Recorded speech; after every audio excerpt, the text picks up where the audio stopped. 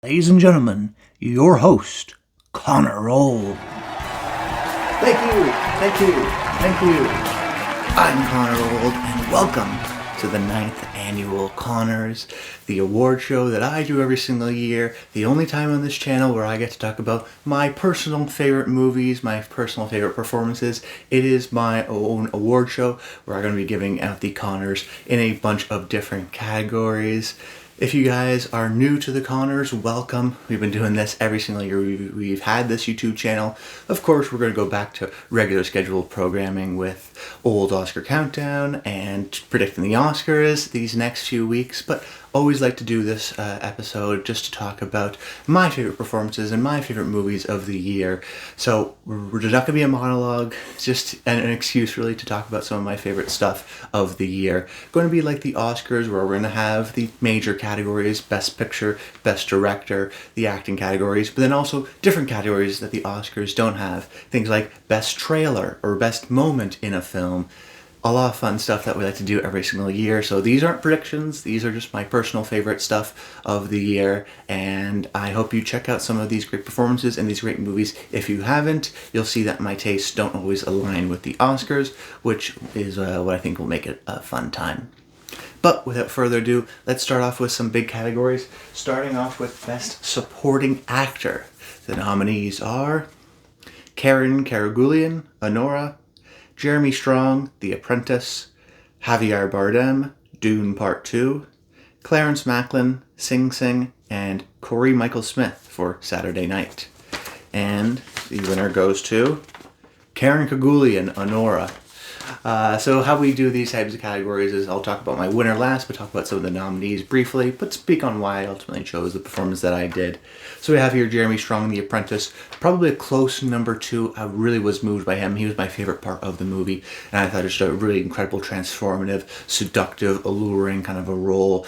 It's easy to play someone who's a controversial figure in history and just play him as either a good guy or a bad guy, and I think Jeremy Strong imbues kind of the questionable ethics and morals, but also the appeal and the attraction of this kind of life. He's able to balance both that kind of charisma, but also the kind of the devil behind your shoulder that I think he really kind of captures. And to me, he transformed so much so that by the end of the movie, you're taking this guy who you don't really like, and you actually feel real sympathy for him. And that's all due to the fact that, you know, the script says, let's say, have him be redeemed, but it has to do with the acting to actually make you feel redeemed for him.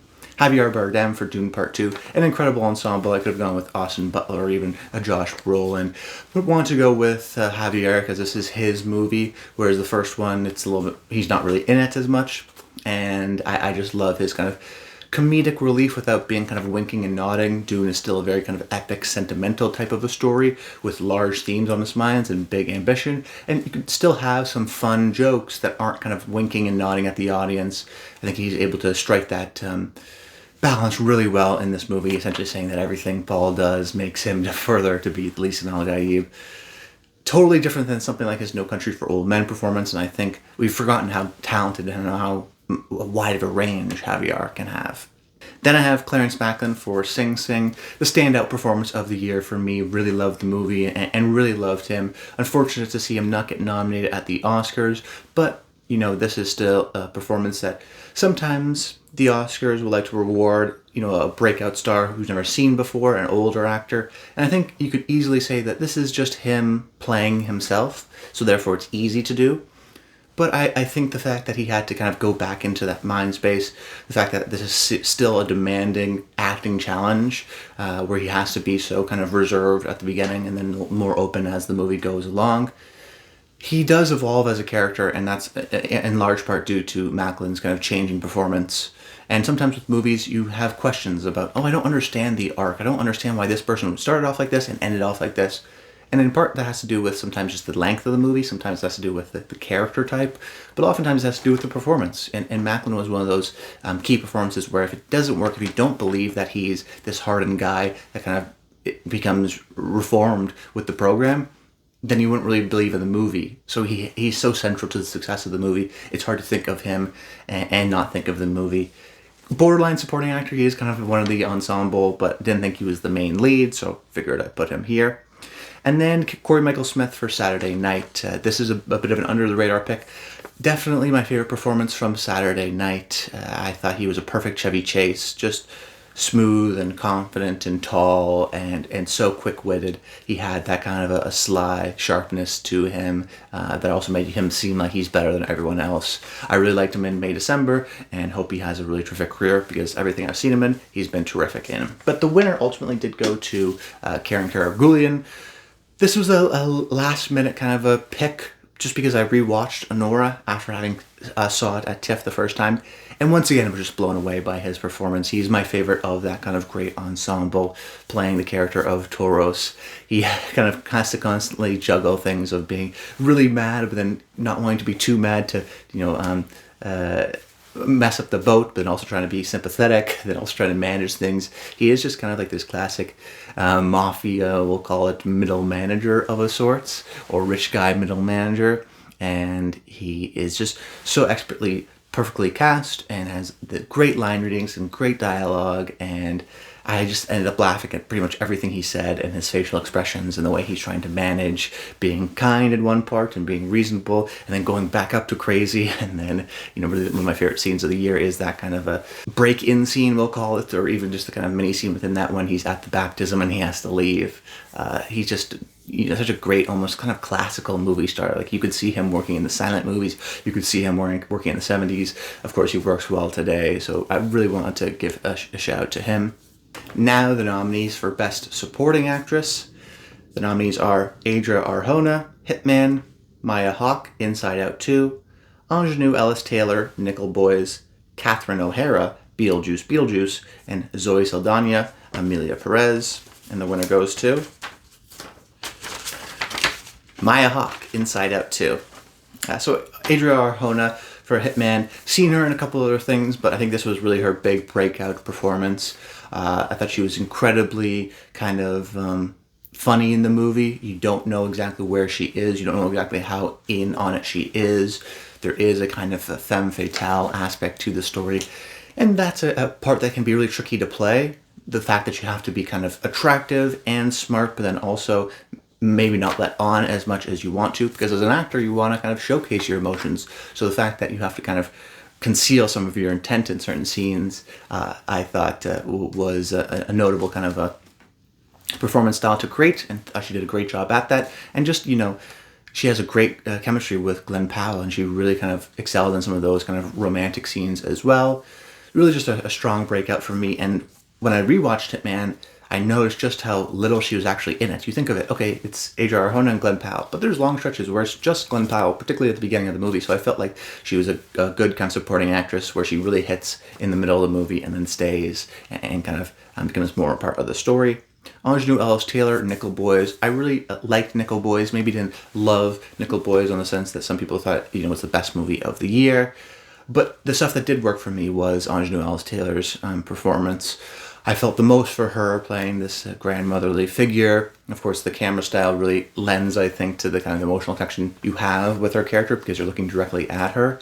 That being said, it took the reason why I like that performance over any other performance of the movie, I think, is because that kind of style of POV requires a bit of a more experienced actor to be able to lock eyes and connect with an actual camera rather than just a person. So I really felt like I was almost acting across from Ingenue Ellis-Taylor. Had incredible warmth to her performance, and was definitely the most emotional part of that movie for me.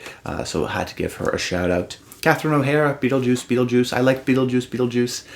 I don't think a lot of people have been talking about it as an awards contender or any kind of favorite performances of the year, but Catherine O'Hara, we shouldn't underappreciate her. She is still one of the funniest actors working today. She made me laugh throughout the entire movie. She's so quick-witted. She's so great at that kind of line delivery of dialogue.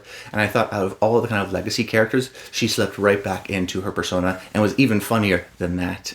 So I thought, once again, one of the funniest performances of the year. Same thing with like Karen Karagulian. I love an actor who can make me laugh, and Catherine O'Hara absolutely did that in Beetlejuice. And Zoe Saldana in Emilia Perez, a movie I was maybe a little bit more split on than, let's say, The Academy, but ultimately still did enjoy. And that's in part because of Zoe's performance. I thought, of course, there's an immense appreciation I have of being able to dance and sing and act, but she really was the central character to me in the movie. I have her in supporting actress just because of screen time, because there are stretches with Selena Gomez and Carlos Sofia Gascon's characters. So if it's not an obvious lead, I end up putting it in the supporting acting category. And of course, she's competing at the Oscars in that category, so I felt all right doing that. And ultimately, though, I did think that just an emotional performance. I really felt for her character the most, the kind of internal complexity she had, the tenseness at the beginning of the movie, kind of revelation later on in the movie.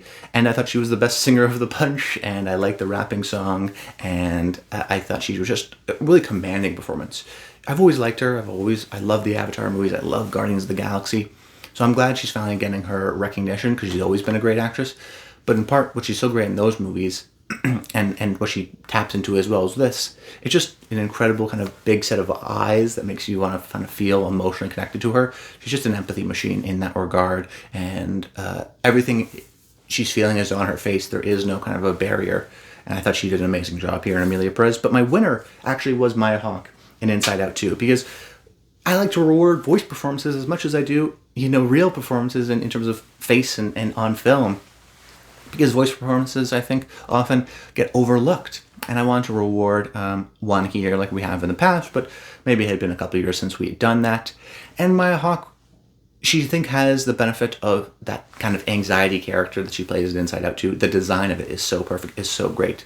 But once again, Pixar's amazing at assigning an actor that you wouldn't necessarily think would be great for a role, and then them nailing it and hitting it out of the park. And I thought she was just so great at attuning herself to that very kind of a nervous, anxious, high pitch throughout the movie, while also not feeling annoying. I think if you only had one register of that anxiety, of that, I'm so nervous, then it would just get annoying and kind of one note throughout the movie. But she has that level of, I'm anxious, but then also there's an undercurrent, I think, of sadness in a way where she's anxious because she's fearful of Riley. So she has a bit of sadness. She has a bit of kind of that joyful energy. She also has a bit of the fear. So she almost is kind of all the other past emotions wrapped into one. And I thought that Maya Hawke was able to give more complexity to a emotion that should be one note.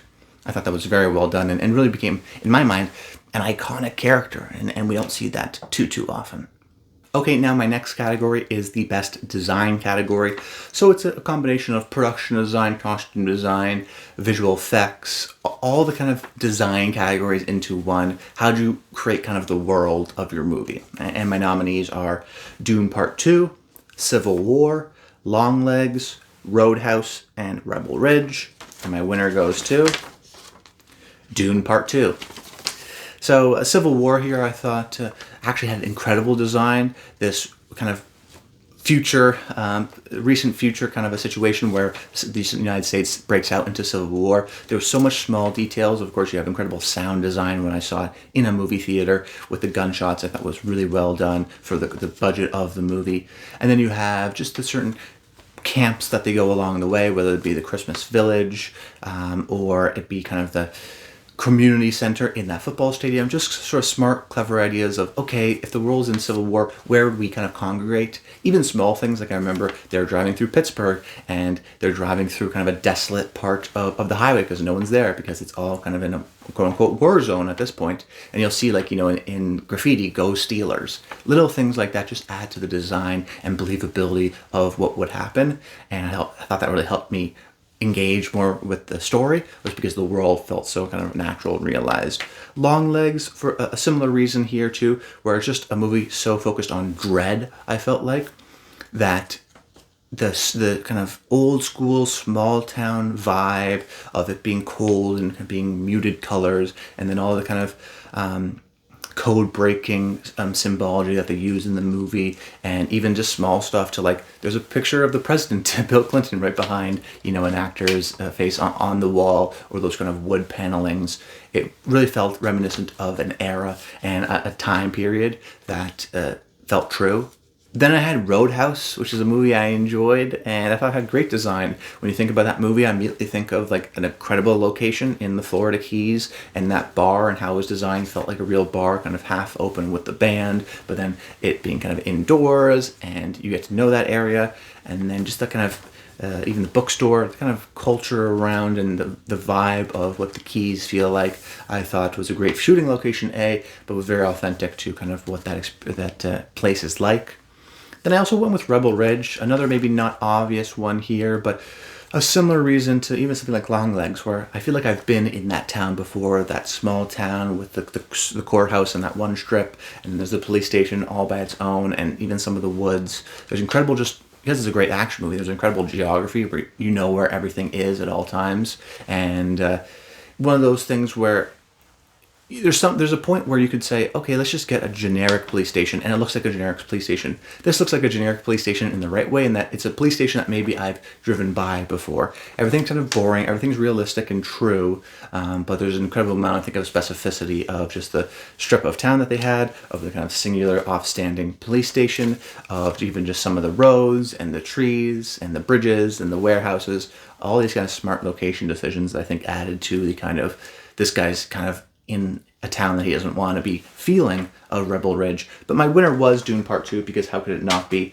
taking everything that was so great about the first Dune movie and excelling it, whether it be the Harkonnens' black and white world, which is incredible design, whether it just be the design ideas of, okay, we're going to shoot a missile, and that missile is going to launch and attach itself to something and then blow up. I've seen so many sci-fi movies. This introduced to me more new stuff, and that's a rare thing, to come up with kind of new ideas. They're not based on guns all the time. It's kind of this knife fighting. And then even I'm thinking of things like the opening scene where we see the Harkonnens kind of float up the mountain. We did see a bit of that in the first movie when they kind of float down, but that's just that image of them floating up. It's like, I've never seen that before. That's an incredibly iconic image right away. And that's in part to the design, the sound design, the visual effects, the kind of overall look and feel of the movie. It's also carefully considered that at this point, it's kind of like the Lord of the Rings, where you go, oh, that's just New Zealand, but it feels like it's a new world. In the same way, like, this is just shot in a desert, but it feels so foreign to us. You really believe that this is on Arrakis. There's no fake CGI, there's no bad design, there's nothing out of place. Everything is so carefully considered from a design perspective. I want to give it the win. Now here for best editing, I have Civil War, Longlegs, The Order, Furiosa, and Here. And the winner goes to Here. We can be a little more brief with this category because it is very subjective. Civil War, I thought, did a great job at keeping that tension throughout the movie with some of those kind of tight action sequences, but then also the more relaxed, calmer sequences on the road felt like a good pacing, and like we felt to get the characters know and have that sense of relief, and the next thing we know, we're back in the action. Longlegs, similarly, I was just really locked in throughout the entire movie, gripping my armrests, and I thought it was really well kind of paced in that regard.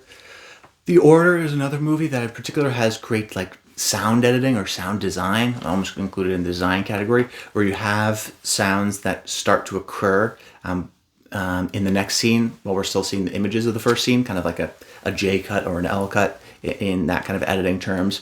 They use that to excellent effect. And also there was an incredible amount of tension and clarity within its action scenes. A lot of people have talked about The Order, but The Order was a fantastic movie and really has just pitch perfect, like it's a maybe traditional story, but what makes it excellent, what elevates it above and why it's able to play at festivals, for example, is because of some of that craft. Beautiful cinematography, great editing, just another example. Furiosa, a Mad Max saga I want to touch on too, just because I thought, let's not underrate George Miller. He's an incredible action director, and that also means the editing is also incredibly clear and consistent. I had some issues with it overall, maybe a little bit too long, but of the story that it's trying to tell, I actually think that the editing sequences were well done at keeping in everything that was necessary to the story it was told. Like, I think you could say it was maybe a little bit too long, but not because there needed to be more editing, but because the story you decided to tell was a 2.5 hour long movie, and maybe that wasn't right necessarily for the story that you wanted to tell relative to the filmmaking that you wanted, filmmaking style that you wanted to do, which is why I kind of like Mad Max being really tight and intense, like the first one, or Fury Road, or even the first one, Mad Max is tight like that. But Furiosa still, regardless, has some of the best action sequences of the year, so it'd be foolish of me not to include it for editing here. But ultimately, I did go with a movie Here, which is a movie I liked quite a bit, and I know it has very poor Rotten Tomatoes and very poor Metacritic score, but I thought was very emotional. I can see the flaws at it, but I think it still is aiming at something profound. And what's interesting about the movie is that it almost has no editing, in that it's from a camera in a fixed perspective. There is no additional angles. It's just one camera looking at a living room throughout time. And what's so clever about the editing is, of course, that's an incredibly difficult job to do. You have no other camera movements, right? So then you could say, well, what is the editing? Well, if you see the movie, you know that there's kind of, we'll call it lyrical editing or poetic editing, where we have seeing something that's happening on the 1900s, and then we'll do a split screen and see that kind of similar situation happening in that same space with the people living in it in the 60s, played by Robin Wright and Tom Hanks. Or we'll have these situations where we'll have kind of these boxes that appear on the screen, and we kind of see a look into the past. Even just the ability to intercut between, at what points do we want to cut away from the Robin Wright story and cut back to a different story to make sure that it feels engaging and not just boring and static. I thought they kind of made that correct decision at every point of the time of the way. You can have questions about the CGI or the corniness of some of the dialogue, but I thought the editing, from a perspective of, this is a really tough task, and I was locked in and entertained the entire way. They knew exactly the right moments at every time to cut away to a different storyline, or to cut into a different transition or a different box, or to, conversely, not to edit and just hold on a shot. I thought was really well done in that regard. Okay, now this category is the best small part, which I would consider not big enough to be a supporting actor, only in maybe one or two scenes, so kind of a small-ish part, but made enough of it. I have Jesse Plemons in Civil War, Channing Tatum in Deadpool and Wolverine, Cornell Alston in Sing Sing, Alessandro Nivola in The Room Next Door, and Peter Jacobson for Smile 2. And the winner goes to Channing Tatum, Deadpool and Wolverine. So Jesse Plemons here in Civil War. We'll talk about the scene a little bit later in a different category, but he's in a one-scene performance and hits it out of the park. Even just small things like, they say when you're supposed to act that you shouldn't really touch your face because it's film acting and you're doing close-ups. You don't want to distract people from moving or touching your stuff on your face. But real people touch their face all the time. So the fact that I think of that scene, I think of him scratching his face like that and kind of being different and odd, it adds to the kind of weirdness of that scene. So in a way, he knows what the rules are, and he knows when to break them to an added effect, to make him feel like he's a little bit more not supposed to be here. Cornell Alston from Sing Sing, this was the man who played Charlie in the movie, who kind of comes and gives a one-scene speech about he's been out of prison, and now he's back, telling them about, how great it is to be outside of prison, but also being real and being like, it's tough sometimes. His dog just died. It just gives this incredible long monologue that's so emotional. He shows up for one scene, and it's like, yeah, I can't imagine the scene without it, even though it really makes no difference to the actual story. It just gives us an indication of, like, this is the hope of what the movie is trying to achieve from someone who was actually, in this case, in the case of the story, someone who was in Sing Sing, who everyone knew, and is now back to kind of tell his tale. Incredible monologue. Alessandro Nivola for The Room Next Door. This was a one-scene performance where he plays a cop, and it just reminds you, like, man, this guy's so good. He's so, when he wants to be kind of locked in and intense in this kind of interrogation scene with Julianne Moore, he just steals the show. It makes you think, like, wait, is this movie going to end soon, or is she really going to get caught up in this, and is this going to be a bad situation for you? It almost turns it into a thriller for a situation, for a bit of a movie. And that's in part all due to the intensity and seriousness of Alessandro Nivola. It's a kind of a nothing part. Why would you hire him in this kind of nothing of a part? But he's had so much to the movie that, he did a great job with it. And then Peter Jacobson in Smile 2, who is the kind of savior, without spoiling the story, of Naomi Scott's character, gives her kind of a glimpse of hope as a way to potentially get rid of this disease. And I thought that he was just a perfectly cast, gentle, kind New Yorker that's not going to be just a one-note savior figure that feels like a real person, but feels like a real person with just, kindness in their heart. And it felt true to the story that was ultimately being told, and he ends up being a pivotal character within that second half of the movie. I thought he did a terrific job with it. But my winner was Channing Tatum in Deadpool and Wolverine. I think it's amazing that this movie made as much money as it did, and why people enjoyed it, because it's so inside baseball to me. Like, so much of why I liked the movie and why I liked his performance in particular is the meta-narrative of he was supposed to be Gambit. He was supposed to make this movie for so long.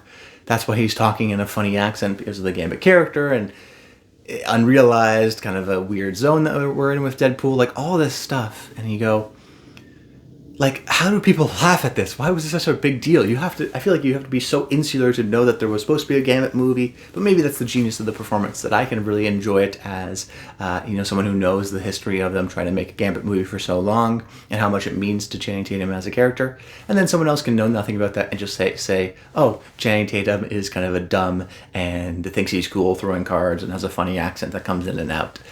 I thought he was just so funny and was the funniest part of the movie, and every time he appeared on screen, I was looking at him and I was like, man, Channing Tatum, when he wants to be funny, 21, 22 Jump Street, this is the end. Like, he could be one of the funniest people on the planet. I wish we get more of that from him. Then the best score category, I have The Brutalist, Red Rooms, Dune Part 2, The Apprentice, and The Wild Robot. And the winner goes to Dune Part 2. The Brutalist here, incredible score here by Daniel Blumberg. The kind of big booming score of the da-na-na it is so impactful in the movie, particularly in that opening scene. But then it's also a little bit different and off-kilter at other times. There's subtler moments of the score. It's really a variety score of strange orchestral stuff, but also more traditional big horns that are in your face that I think add to the kind of epicness of what is really a small-scale, intimate character story. Red Rooms is another movie that has some interesting moments of score where it's not out through the entire movie, but there's a particular scene where our main character locks eyes with the defendant, and we have this intense kind of a score, kind of a screeching kind of a score that really works well to the movie. The Apprentice is more of a score that's actually in line with, you think of like the 80s period of Vangelis, that actually works really well for the period of time that the movie is showing. So a little bit techno, but not modern day techno like a Trent Reznor and Atticus Ross for their score for something like Challengers, but more so for a Vangelis period of time. And then The Wild Robot, in particular, kind of that scene where we have the little I Could Use a Boost. It's just a classic John Powell, John Williams-esque soaring kind of a score where it makes you want to jump off your feet and fly. It has that kind of a nature. It is an iconic score, I think, pretty immediately here by Chris Bowers. And really that theme is going to be remembered for a long time. But we didn't want to talk about just themes, which is why I went to Dune Part 2, what I thought was a great evolution of the existing score from the first movie, but in particular that kind of love theme that was added on. I think we're going to think of the Dune movies similarly to we think of the Lord of the Rings movies. In particular, you have the Lord of the Rings great score from Howard Shore, where you watch those movies and you go, oh wow, he just came up with a banger melody in every new movie. And I'm hoping Hans does the same thing here with Dune, and he's done that so far with Dune Part 2 with the kind of love theme that he's added in.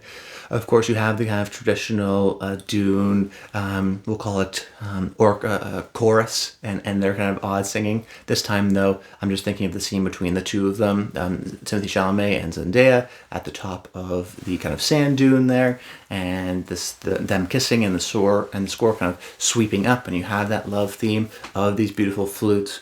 Another kind of, in my mind, immediately iconic use of music. Unfortunate that he's not able to be recognized at the Oscars, because I think Hans may have had another chance to win another Oscar.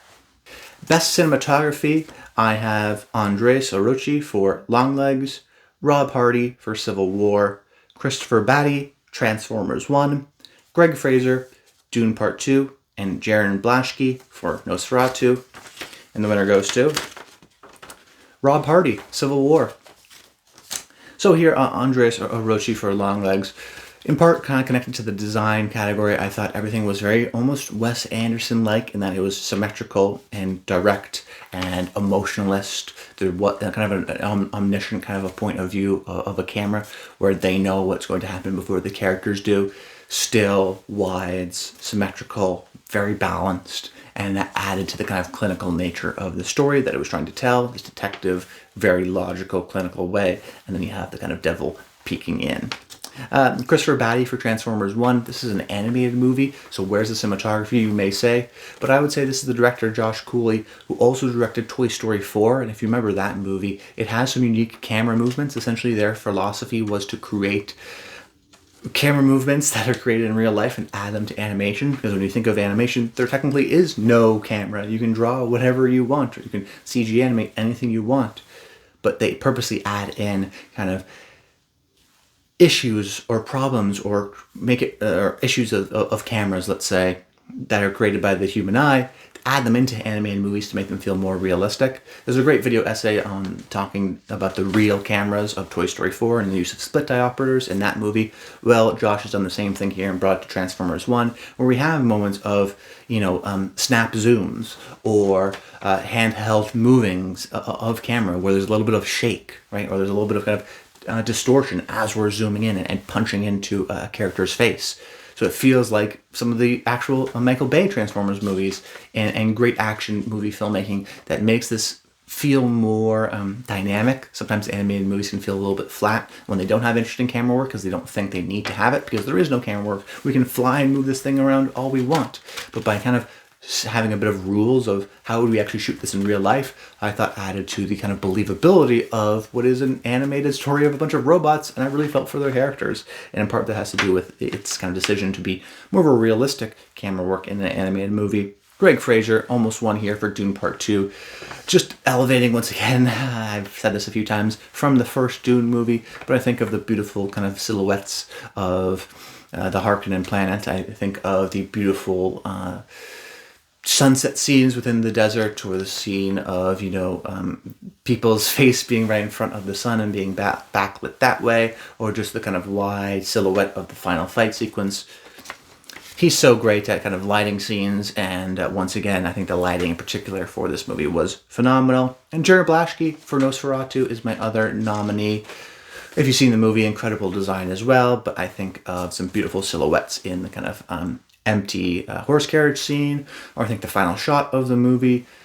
The colors in particular are so well observed in this movie, so it has to give a little bit of credit to Blaschke and his team and some with their ability to light and then color grade the actual film afterwards. But my winner was Rob Hardy for Civil War, just because at the end of the day, I try to look and think. What I like to do is take stills from movies and use them as my desktop wallpaper. And then at the end of the year, I'll go and see, okay, well, what screenshots from movies have I used the most for my desktop wallpaper? And far and away, it was Civil War. And I think because it's so focused on photographers, the photography of the movie was very well considered. Of course, you have a great design, which we already mentioned, but you also have the composition of that design. I'm thinking of the final shot of the movie. I'm thinking of in that scene in the White House of the movie with Kirsten Dunst, the shot that we have of her. I'm thinking of even small stuff like there's a great 1 second image of a helicopter in the middle of like a Kmart parking lot, and it's beautifully well realized, and within an image, without any dialogue, can just help communicate the kind of intensity of this war. And what's so genius about the movie is that its premise is that there's a war in a Western country like the States, and when we think of war, we think of these kind of war-torn countries that we're unfamiliar with. Now let's see a war-torn country with a country we are familiar with. How would that look like? Will it be a crashed helicopter in the middle of a Kmart parking lot? And I think the photography and the cinematography really captured the kind of eeriness of it, the familiarity, but also the unfamiliarity within single images without having to speak any dialogue. And that's just one of the many kind of great scenes and shots that I really appreciated from the movie. Now, one of my favorite categories of the year, I have Best Trailer. This is my favorite movie trailer. What we like to do in this category is consider a few things. If you saw the trailer before you saw the movie, if you saw the trailer after you saw the movie. Ultimately, I don't really hold too much against it if the trailer, let's say, spoils a lot, because I'm thinking about these trailers to be watched years from now after you've already seen the movie or don't care what happens in the movie, and what is the art of the trailer itself. Of course, not wanting to reveal the entire story, giving you enough though, and then how does that kind of resonate years on. So it's not just what was the trailer that got me the most excited to see a movie, but more so what was the most well-crafted trailer. So the nominees are Juror Number 2, official trailer, 28 Years Later, official trailer, Rebel Ridge, official trailer, Saturday Night official trailer, and A Real Pain official teaser. And the winner goes to Juror Number 2 official trailer. So here, the 28 days later, or 28 years later official trailer. Saw that for the first time in a movie theater, and I was like, what is this? Teletubbies, and then boom, right away you can see it's zombies. A little bit of a negative is that there is some obvious kind of jump scares in the movie that didn't totally work, but they also kind of scare you even though you know they're coming. But even just the kind of decision to use that very ominous poem of reading out these numbers as the score for the trailer, and then you have this brief snippets of like, okay, Aaron Taylor Johnson's character and Jodie Comer's character, and then Ralph Fiennes shows up and he's in like this bone temple and he's got blood over his face, and it's like, what is this movie? Of course, we haven't seen the movie yet, but it made me, of all these movies, the most intrigued to see this movie, because it's like, what is this movie? I don't know anything about the story. It's all vibes and I'm in for it. Rebel Ridge is another kind of classic trailer that I don't think a lot of people talked about, but starts off with the kind of premise of, yep, we have some stolen cash, and then he says, I didn't get his badge number, but his last name was Johnson, and it's like, oh, he's in a police station reporting money stolen that was stolen by a police officer, and then we get the kind of just snippets of setting up the story. One small snippet of Anna Sophia Robb's character saying like, you can battle us in court, but it's going to take you, double the money and a year of your time, and setting up the kind of dilemmas of the story, and then up until the point of he grabs the gun from Don Johnson's character, and you're like, oh no, stuff's about to go down, and then we have a montage of them saying like, oh, he was an ex-Marine, and great job at like setting up the story, hyping up the character, hyping up the conflict, and saying you want to watch this, and it was a great movie. Saturday Night, another situation there with the trailer where we get pretty much everyone from the ensemble having a little bit of a scene. We have this very kind of intense ticking clock aspect of everyone's against you. Things are going to move fast. This incredible kind of Jean-Baptiste, jazzy, hitting the drum score mixed in with a ticking time clock to make you feel like this is an important thing. There's tension here. How are we going to pull this off? I don't know, but we're going to get it done. Boom, Saturday Night Live, Saturday Night, and just the kind of tapping of even some of the title text on the keywords adds to the ticking of the clock, adds to the typing of the ch-ch-ch-ch-ch and ramping up of that tension. Great trailer. A Real Pain official teaser. I wanted to include a teaser here because I remember I saw the Thunderbolts teaser trailer and it was 3 minutes and 30 seconds. No, teasers are, a minute and 20 seconds or less. They're not trailers, which are 2-3 minutes, sure. But the teaser is supposed to just tease what it is generally, and I thought A Real Pain did a great job of this, starting off with kind of a jazzy score, which eventually leads into kind of this big orchestral moment throughout the rest of the teaser, indicating quickly the kind of dialogue of the movie, that kind of great opening scene where they're on a train and they talk about the fact that they're in Poland, and they kicked them out of Poland because they were too cheap. That's why they don't pay for the train tickets. That kind of a line of dialogue there. A great kind of easy setup of what this movie is about. Some great kind of critics reviews. There's a great pull quote actually of Variety using the F word in it, which is what this filmmaking is about. Just a great pull quote, which I know not a lot of people think of, but like that's a great use of that for this movie, and just got me really excited to see the movie. Even though I didn't maybe love it at the end of the day, I have to give some props to its trailer. But the winner is Juror Number 2, which may be a perfect trailer. I mean, the fact that this wasn't released in theaters proper and it had a perfect trailer with the easiest setup possible was like, they should have released this in movies because people would have seen it, I think, because the trailer was so good. The premise is simple. He's telling his lawyer what happened. He was driving home one night. He hit something. He thought it was a deer. Then he get put on trial. Maybe he didn't hit a deer. And it's just the perfect setup of like this ethical quagmire. What would you do in this scenario? Presenting it and saying, let's go on this ride and see what happens. And you don't know what's going to happen. It's a classic kind of great courtroom drama thriller setup. Beautifully kind of structured and told. And it's the perfect trailer where it's all set up. It's all like the log line of the movie presented within images and score and tension, and you watch that trailer and you go, I have to see this movie right away. It's I would argue, maybe a perfect trailer. One of the best trailers I've seen in years. It was the clear and away frontrunner to win. If you haven't seen the Juror Number 2 trailer, Juror Number 2 official trailer, released last year, 4 months or 5 months ago, check it out. It's great.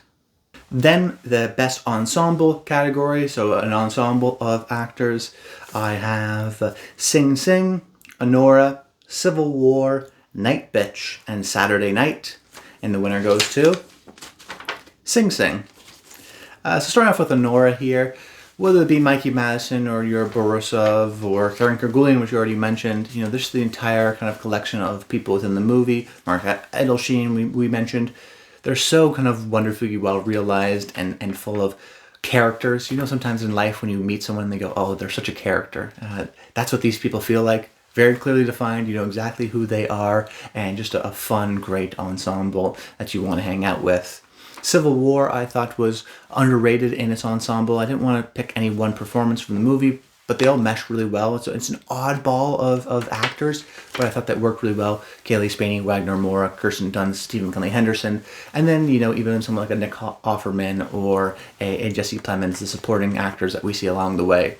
Everyone's so pitch perfect and attuned, and like I mentioned earlier with the editing, the ensemble works well because it has moments of quiet to establish themselves as real people and their connection that they have in the quieter scenes, whether it be the Kaylee Spaney Wagner Moura character or the Kaylee Spaney Kirsten Dunst or the Kirsten Dunst Stephen McKinley Henderson. Like, all their different individual interactions tell us different things about their characters as their relationships within the different characters change and how they move as a unit. A really perfect ensemble in that respect. Night Bitch is another ensemble that's not an obvious ensemble where you think of it and you go, okay, it's an Amy Adams movie, right? But everyone else is so perfectly cast too. I thought Scoot McNairy is a perfect kind of a dumb but understandable husband, and it plays that role well. Even some of the mom parents she's friends with, Zoe Chow, Mary Holland, they were so perfect and so funny and so comedic. And then even the kid, I thought was an incredible kid performance. He was so cute and kind of what you want him to be. Were cute, but also you kind of want to rip your hair out trying to deal with him. So I thought Night Bitch, and of course Amy Adams, which we'll talk about a little bit later, an absolutely brave, ferocious, incredible performance from the greatest actor working today. And then Saturday Night. I didn't love every performance in this movie, but still, there's still 5 or 6 great performances, whether it be, you know, Cooper Hoffman, or we already mentioned Corey Michael Smith, who was incredible, or J.K. Simmons, or Nicholas Braun playing 2 characters. Like, there's just so many great specific people where, if you know a little bit about Jim Henson, I thought Nicholas Braun did a great job. Everyone just playing their roles so perfectly and not doing impressions, but trying to make them a little bit more than that, to make them more characters. And it helps the fact that many of these characters don't look like their real life counterparts. They're not trying to capture that. They're trying to capture the energy, and they did that very well. But the winner ultimately was Sing Sing, because how could it not be Sing Sing, one of my favorite movies of the year? We'll talk about it more a little bit later. But whether it be Sean San Jose or Paul Raci or Coleman Domingo or Clarence Macklin or Sean Dino Johnson, everyone, whether they're playing themselves or they're playing an actor, are committed to telling this story in what's the most authentic way possible and in the most honest way possible. And they're excellent at doing that. And so much of it is about the kind of found family that they have in the prison and what they're able to go through and how they support each other. And the fact that, you know, you have an actor like Coleman Domingo who's playing against people who are playing themselves, you could question a sense of inauthenticity. So the fact that it does work, the fact that you don't point him out as, oh, that's a clear actor, or even someone like a Paul Raci or Sean San Jose, they feel so tapped into their characters that they have lived those experiences themselves, which I think is a testament just to the overall directing, but also kind of ensemble of the film. Okay, now maybe my favorite category, the toughest category of the year, which is best moment in a film. So it's the best scene or best stretch of a movie that was really just a standout for me. So I have the What Kind of American Are You scene from Civil War. I have the defendant locks eyes with Kellyanne from Red Rooms. I have Paul rides the sandworm in Dune Part 2. I have Ingrid meeting Martha's daughter in The Room Next Door.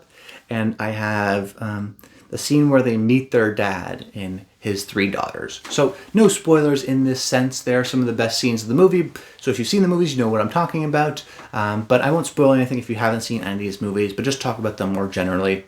So the winner ultimately goes to What Kind of American Are You from Civil War. So we have here the defendant locks eyes with Kellyanne in Red Rooms.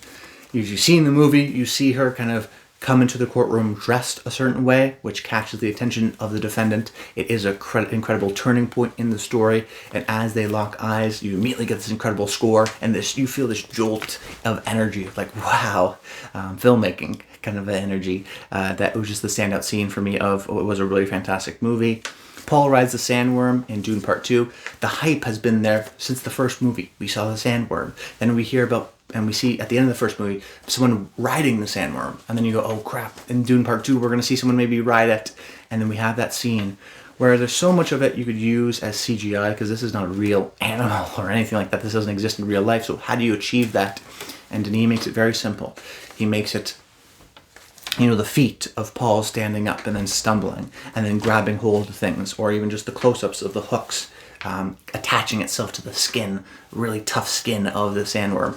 It makes it feel like it's a real-life thing, even though it's this fake CGI sequence, and it is this incredible Lisan al-Gaib type of he's the real deal sequence. The score is blaring, and you just go like, wow, that's worth the price of admission. That's the hype that we've been waiting for. Of I can't wait to see someone ride that sandworm. We get to see a close-up action scene of someone riding the sandworm, and it's like, boom, I believe in him. He's the Muad'Dib, he's the Lisan al-Gaib.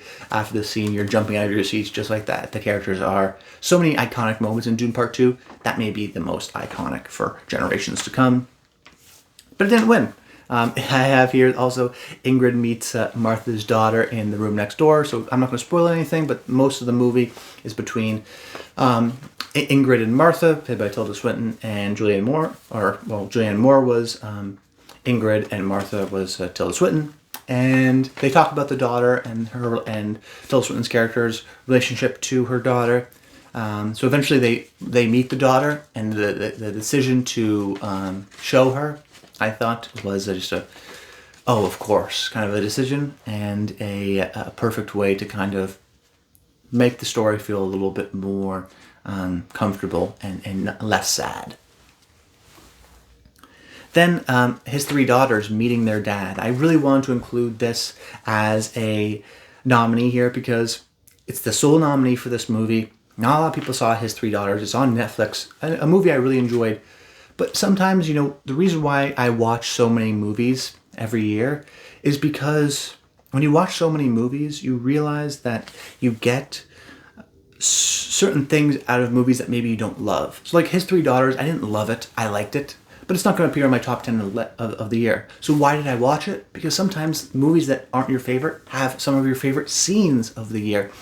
And this scene here is the reason why I think the movie is made, where the entire movie we don't see the dad, he's dying in the other room, and then finally we meet the dad, and it's not exactly how you think things will go, but it's so well attuned to establishing the emotional connection, and the one person that's able to bring these three disparate characters, these three daughters together, is this kind of a moment. They all have their connection with their dad. That's the one thing they all have in common, and when he's able to kind of connect with them, we'll say, in this way, it's just a perfect chair levitating kind of a scene where you go, oh, this is why you want to make the movie. This is what we were leading up to, and wow, they hit it out of the park. It's just a perfect, engaging scene.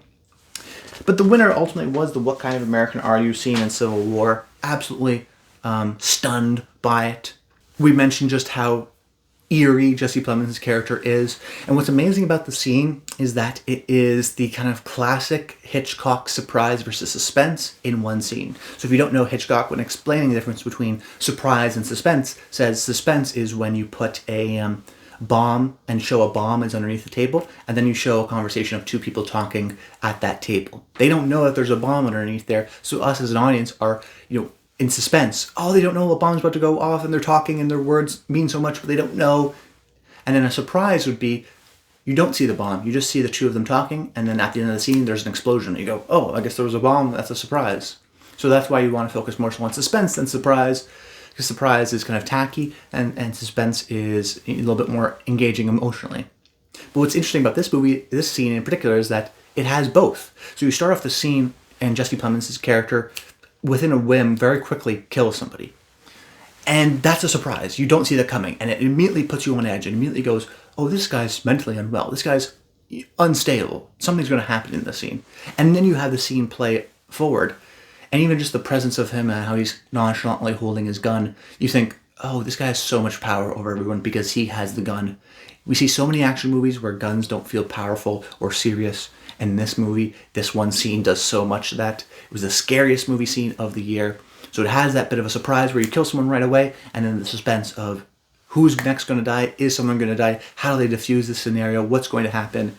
And just the oddness of the sunglasses, these red sunglasses that he has, the fact that he's scratching his face, the fact that he brings up this interesting point of this is where we've gotten maybe in this state of the Civil War in this movie of, well, what kind of American are you? We're American, sure, but we're in American Civil War, so what side are you on? What kind of American are you? Are you, and I think throughout the speech you kind of understand what type of American he's looking for in a very clear, nonchalant kind of a way.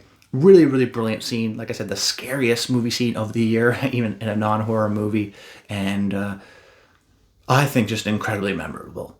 All right, now the home stretch here, the big categories, starting with Best Screenplay. I have Alex Garland, Civil War, Clint Bentley and Greg Kuidar, Sing Sing, J.T. Mulner, Strange Darling, Pedro Almodovar, The Room Next Door, and Sean Baker for Nora.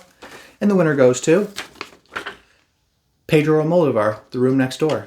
So Alex Garland for Civil War will be brief because we've spoken so much about it, but I thought the fact that they decided to do a road movie essentially throughout the Civil War gives us an opportunity to go through these different kind of cut scenes or these checkpoints. It felt like kind of a video game like The Last of Us or Uncharted, where we're going through a journey through these different levels of a way, and just to show us different parts of people who are trying to forget that this doesn't exist, people who come together in a community, people who are living in their own houses by themselves and paranoid.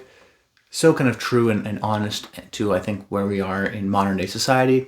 And I've bemoaned certain filmmakers, amazing filmmakers that constantly make period pieces. Well, now we have one of our best filmmakers working today, making a movie about today and real life and has cell phones in it, God forbid, and actually makes an incredible comment on the state we're living in today. Those are the movies that I love, the movies that stand the test of time, rather than just fancy period pieces about how great it was to grow up in the 70s. This is a movie about today and trying to tackle the ideas of today. And maybe you didn't like it, but heck, he tried. Clint Bentley and Greg Kuidar for Sing Sing.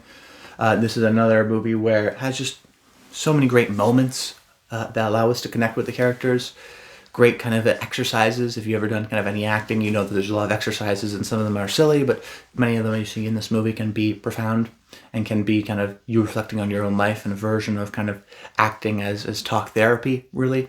And that's what was so smart about the script, is that there's a traditional kind of a journey throughout the movie, we'll say, but really it's the in-between scenes of, oh, it's just about acting, right? They're just going to act. And really, no, it's a form of therapy disguised as acting and allow them to showcase their emotions through exercises in a kind of really smart, sneaky way. J.T. Mulner for Strange Darling. Haven't discussed this movie yet, but thought the script was ingenious in terms of its twists or multiple twists, or just the fact that you have a big title card and it says Chapter 3. What? Chapter 3? Did I miss Chapter 1 and 2? And then it jumps around, and just the fact that you don't know if it's going to go from Chapter 3 to Chapter 2, or Chapter 3 to Chapter 4, or Chapter 3 to Chapter 1. You don't know how jumbled up it's going to be. And kind of like Memento, you reveal things by mixing things up. So it's not just mixed up to mix things up. It gives you certain reveals where certain characters you think are one way are actually another way later on in the movie. A really smart, clever screenplay. And then Sean Baker for Nora from writing the funniest movie of the year. So many laugh out line moments. And then also I think he has a sensitivity to the underlying themes of what people have discussed about, of kind of the rich versus the poor and the ability to succeed in Western countries based on your access to capital. Interesting kind of a dynamics there. But the winner ultimately was Pedro Almodovar for The Room Next Door, which is a movie I really liked. I know that not a lot of people did. But it's also a movie that has the classic Almodovar storytelling. There's so many sequences where two characters are talking, and one of them's telling the other one a story. And the way it weaves in, and you see flashbacks, and you see the scenes realized, and the conversations that they have about life and death, and the impoliteness of kind of what she's been asking her to do, was just beautifully well regarded. I thought was true and honest and deep and emotional, but also has a level of kind of flowery language that these writers may talk with, or maybe we think they talk with in real life. Really just a poetic kind of a movie that connected with me quite a bit, so I wanted to give Pedro the win. Now for Best Director, I have Denis Villeneuve, Dune Part 2, Alex Garland, Civil War, Pedro Almodovar, The Room Next Door, Greg Kuidar, Sing Sing, and Sean Baker, Anora. And the winner goes to Greg Kuidar, Sing Sing. Denis Villeneuve, Dune Part 2, an incredible directorial achievement, but maybe not my favorite movie of the year. Did so much with the kind of cinematography and the design and the technical aspects, but then also being able to tell this story, this epic story, in a shortened period of time without making it 3.5 hours long like it could have been. So many of these great kind of action sequences, whether it be Paul riding the sandworm or just the final battle sequence, the ability to cast this incredible ensemble of all these great up-and-comers. There's so much that has to give credit to Denis. Alex Garland for Civil War, mentioned this many times now, the movie I really well enjoyed, and the specificity of the world and the braveness to make, I think, this kind of a movie during this period of time. Few filmmakers are willing to do that, and I thought a really profound and insightful kind of a comment on modern day society. Pedro Almodovar for The Room Next Door, just an incredibly engaging confluence of death and what your life means and regret that really moved me. And then Sean Baker for Anora, being able to take a really romantic movie and then turn it into a screwball comedy after hour style, and then have the ability to create a really hard-hitting ending at the very end that's maybe more commentative on the social themes of the movie. The fact that he was able to combine all those into one, I think, is a real testament to his directing, and even not just the screenplay, but his ability to go like really flashy at the beginning with the kind of moving tracking shot to the final shot just being a static, slow push in. He knows through the restraint, he knows when to use certain techniques. They're not just used for flash or for style or for simpleness. He evolves his directing style to fit the different genres that he's trying to fit within this movie. But the winner ultimately was Greg Kuidar for Sing Sing. And, this is because I want to reward this type of a movie. This is a director that was never going to get nominated at the Oscars. Even if Sing Sing won Best Picture, he was never going to get nominated at the Oscars because it's not an obviously flashy directing kind of a movie. He's not a filmmaker who's made a bunch of other movies and therefore it's a part of his oeuvre. He's someone, though, who did an incredible job, I think, at the job of directing, which is to be unified with everyone on the team to tell this story. He knows exactly what story he's trying to tell. There is, I think, a sense of realism to the movie that he captures through his decision to light the film and do the cinematography that he chooses, the scenes that he decides to show and not show, the scenes he decides to cut and not cut. There's so many scenes in this movie where you don't really need them to advance the story, but they're so emotional that you also ultimately do need them. And, I think there should be an appreciation for telling the story in the most authentic way possible, of gathering these performances from many non-actors, incredible achievement, and just to have a really sensitive eye and portrait to this story through his screenplay that he wrote with Clint Bentley, but also just through the kind of intimate handhelds that he uses and pacing through his story. It's not flashy, but it's good, and that's why I want to reward it.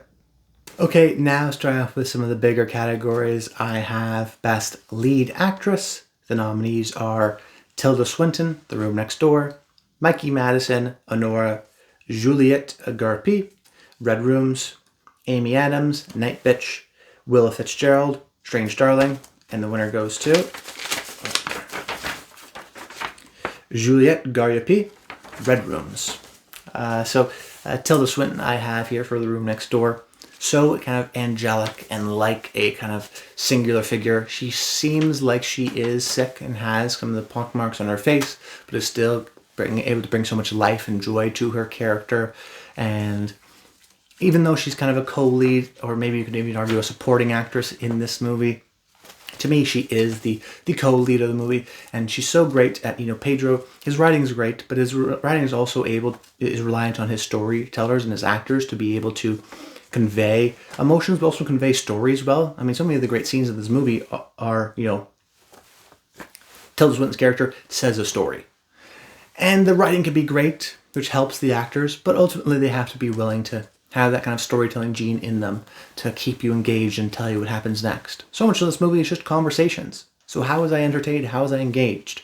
It's because of the acting, because there's emotions that feel true, and also just incredible ability to take really flowery dialogue and make it a little bit more grounded. That's what Tilda, I thought, did quite well. Mikey Madison for Honora. You can't like Honora without liking her, I think. She is loud and brash and abrasive at certain scenes, but she can also be a little bit more quiet and reserved and showcase some vulnerability to her, while also making sure that her character doesn't want to be showing you vulnerability, that she's accidentally showing you some vulnerability. I really do believe that she has some sort of a love for Mark Edelstein's character, but then she's also emotionally hurt from the movie at the end of the day. Just in very involved performance. The movie's called Honora. It wouldn't work without her, and it's a star-making performance for sure. Amy Adams for Night Bitch. Like I mentioned earlier, I think Amy Adams is the best working actor today, and it's a shame that she wasn't rewarded for this movie. But if this was never a awards movie, this was always a kind of a streaming movie or box office play, more of a broad comedy. But the performance itself is the central reason why you would consider her for an Oscar. She is ferocious, like I said in this movie. I thought the intensity, the silliness sometimes of the transforming scenes work really well, but really what she was so great at is the comedy scenes. She has great comedic timing. And then also I think the emotional scenes and the kind of resentment that she has as a mother, particularly in the beginning of the movie, and just resentment in general, or the tiredness that she brings off, feels very true, feels very earnest, and nobody in the world, I think, could have done the performance like Amy in this movie. And Will Fitzgerald in Strange Darling, kind of like a Mikey Madison, just like kind of a breakout, who is this person, why have I never seen them before type of performance. Intense, has some action sequences in the movie, and she does really well with them.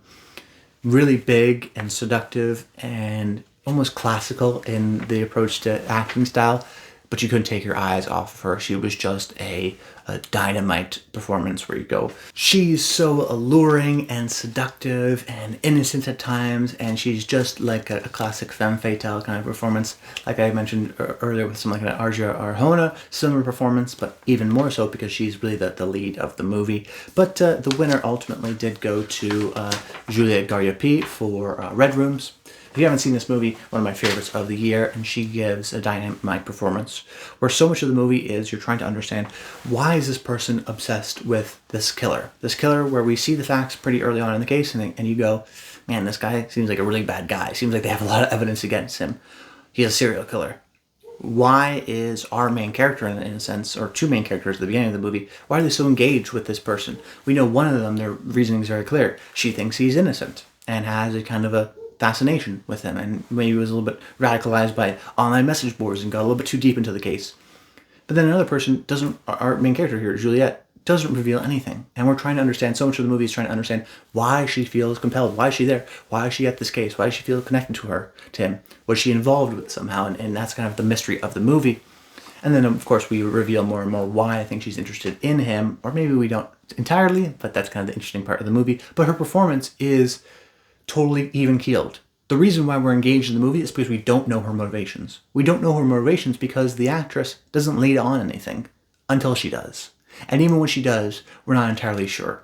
And I think that's skilled. It's not just, oh, I'm going to do nothing. It's the choice to do nothing, to be a little bit blank, but to still give you some little hints by her actions. Very cold, very kind of a ruthless performance. Hard to read too much into it, but when you're actually paying attention, she's doing little things. She's doing a lot to give us an indication of who I think she is, at least in the story. A standout performance, and the winner of the Connor for Best Lead Actress this year. All right, now Best Lead Actor. My nominees are Adrian Brody, The Brutalist; Nicholas Hoult, Juror Number 2; Coleman Domingo, Sing Sing; Timothy Chalamet, Dune Part 2; and Sean Penn, Daddy-O. And the winner goes to Coleman Domingo, Sing Sing. Adrian Brody here for The Brutalist. I haven't mentioned The Brutalist too much, even though I really did enjoy the movie quite a bit. And I enjoyed it in part because of Brody and his performance. A singular performance. He's so dominant throughout the entire movie. incredibly physical in some of the drug abuse scenes, intense in some of his building scenes, but also incredibly charismatic. He's such a physical actor with his body and his face. Not many close-ups necessarily throughout the movie. There's a lot of, when I think of the movie, I think of the wides and how he just stands. He feels so a man on a mission, but a broken man on a mission kind of an approach that I really resonated with. And I don't think you can have the movie with anyone else. If there was thoughts that it was maybe Joel Edgerton at one point, but it couldn't work with anyone aside from Adrian Brody. So that means it's a great performance because it's so involved and because no one else could have done it. Nicholas Hoult for juror number 2. He had a great year this year. Almost nominated him for The Order and Best Supporting Actor, but thought I was nominating him here, so that should be good enough. Juror number 2 is an intense, ethical quagmire, moral dilemma, lawyer movie, and he gives us so much. He is just a plain, regular guy with a job, but he has to kind of go through these complex emotions of, did I really hit this person? I have a family at home. How am I going to navigate this scenario? He's kind of like a rat in a trap trying to weasel his way out.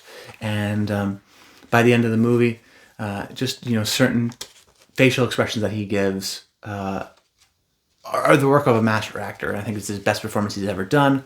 Really exciting, young, up-and-coming actor. And if you haven't seen Juror number 2, excellent movie, and he's my favorite performance in it. And it relies on him being kind of conflicted to make you conflicted with your own ethical dilemma.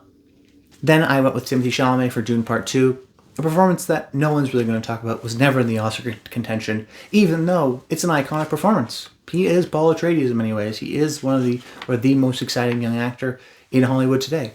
And I thought that so much of the movie is actually reliant on him. In the beginning, first part of the movie, or really the first movie, he is a kid. And he's a young kid, Chalamet is, so he made sense as a young kid trying to struggle with things. The second part now, in Dune Part 2, he has to become a leader. He has to become a Lisan al-Gaib. He has to become the Messiah, the chosen one.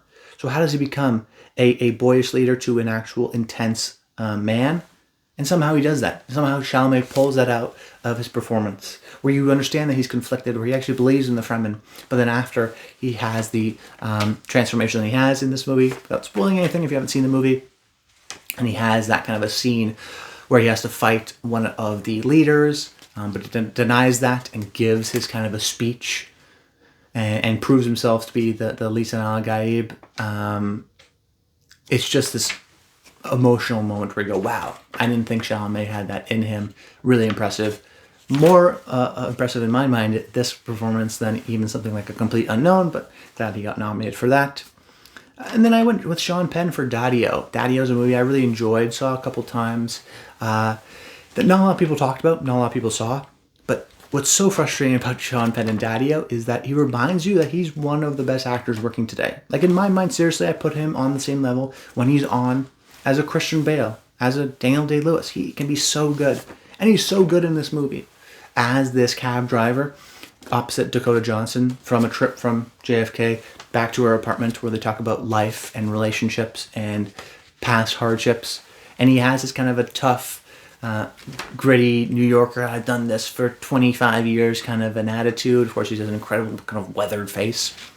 But he's also able to, through close-ups, give you a little bit of emotion, give you a little bit of crying, some sentimentality to the movie as well. And he's just, every now and again, Sean Penn will do these kind of not-so-good VOD movies that no one sees. And then he sees this, and then he'll do this, and then it's like, why aren't you doing this in every performance? You have this. Like, he's so good in Milk, and he's so good in his movies in the 90s and 2000s, and Mystic River, and Dead Man Walking. And it's like, he has this in him still. I just saw it. It just happened in Daddy-O. Why doesn't he do this more often? It's kind of a frustrating performance in that sense, but we still have to appreciate the one that we do get. And Daddy-O is absolutely that. Just an all-involving performance. I had to include him in here. Almost got the win, but ultimately I went with Coleman Domingo for Sing Sing because I love the movie so much. And like I mentioned earlier, I think it's just an incredible testament to the fact that he's not someone who's been in prison, but is able to feel like he is and connect with that character so emotionally that he feels just as believable as people who are playing themselves. A really emotional performance that, you know, with the main scene in the movie that gives him that opportunity is the kind of clemency hearing scene where there's just this, I'm not going to spoil anything even though it's in the trailer, but this line of dialogue that's so heartbreaking, and you see him just go through every kind of version of emotion in 1 second, of anger and heartache and realizing what this means, and not trying to be rude, and it's like he does it all through his face and some of his dialogue, and you go, oh wow, he's in control. He's in control of every emotion he's got, every micro expression in his face. He can do that, and it's a scene that kind of bats him up to do that. And still, that was one of my favorite scenes of the year, that kind of clemency hearing. And then even just the joyous moments of him being a leader and a teacher, and there's so much more to the performance too, but there's so much heartbreak in his performance as well, underneath the surface, that isn't always explored until the later parts of the movie. And now, my nominees for the big category, Best Picture, my top 10 favorite movies of the year, not ranked, just in alphabetical order, but I will give a winner. So the nominees are Anora, Civil War, Dune Part 2, Longlegs, Red Rooms, The Room Next Door, Sing Sing, Strange Darling, Transformers 1, and We Live in Time. And the winner goes to Sing Sing, my favorite movie of the year. But let's talk about some of the other nominees here. Anora, such a funny movie, ultimately.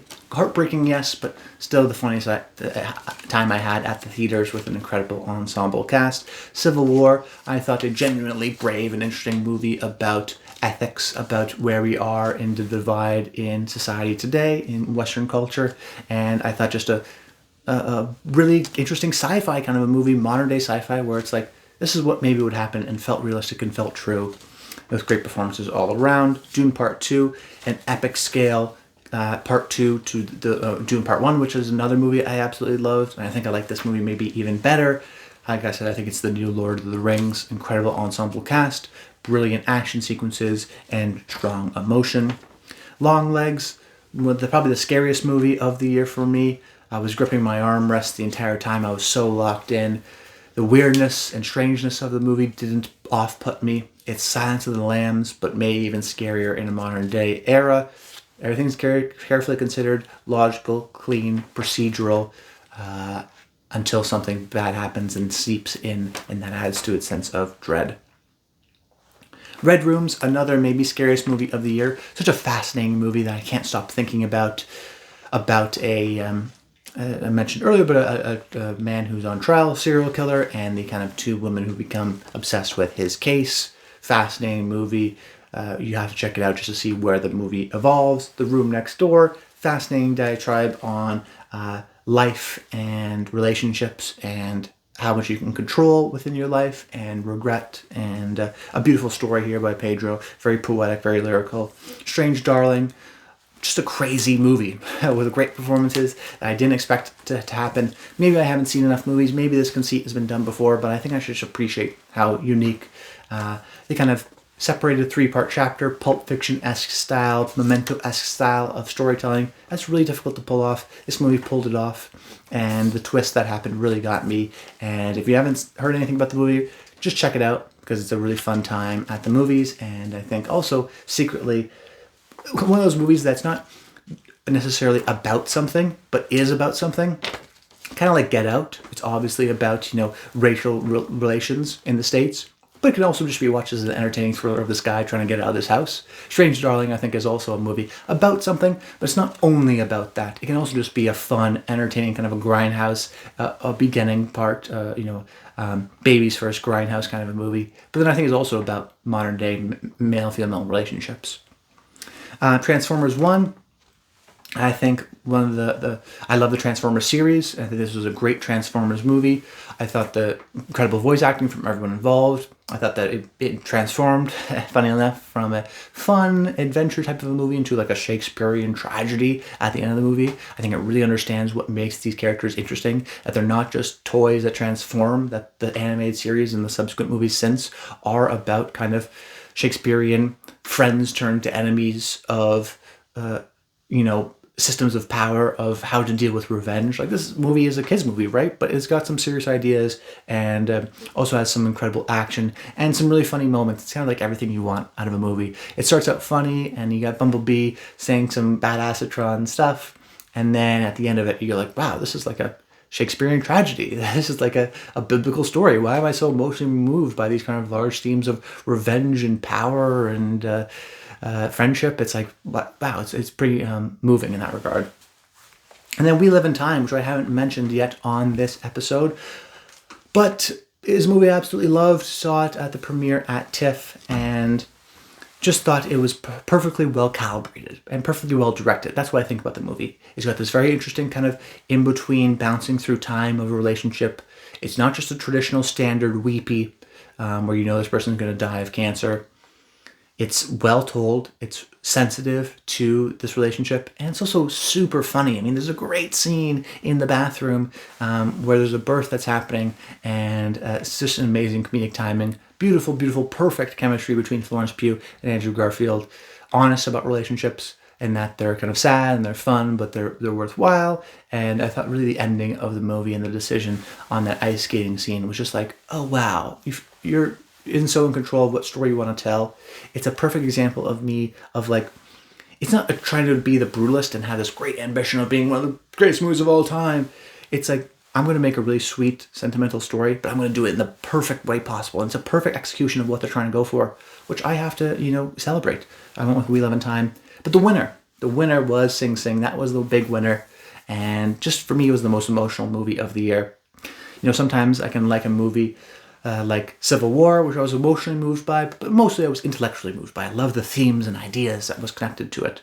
But for me, if you can hit me hard with a really funny movie or a really sad movie, a movie that makes me just feel so emotionally engaged in the movie, that will always be my number one. I'm an emotional watcher of movies more than I am an intellectual watcher of movies. So I like movies that make me feel more than I like movies that sometimes make me think. Of course, if the movie makes you think and then makes you feel, that's obviously the best. And I do think Sing Sing is a bit like that of, what's my relationship to acting?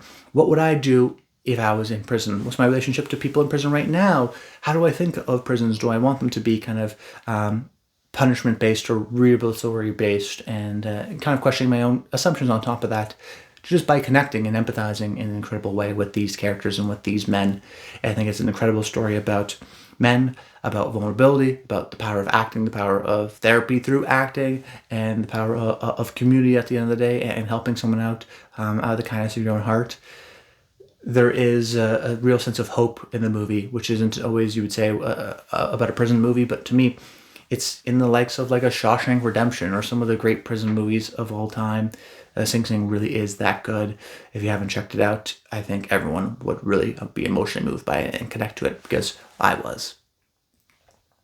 But that's about it, guys. I hope you enjoyed the show. Please comment below. Let me know your favorite movies in the comments down below. Top 10, top 5. Maybe some of your favorite performances of the year.